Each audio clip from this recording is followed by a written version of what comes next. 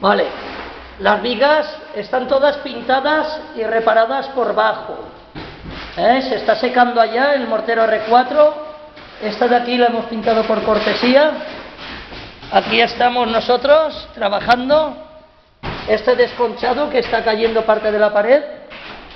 Mi compañero Juan Carlos que está limpiando ahí abajo en el desrunado.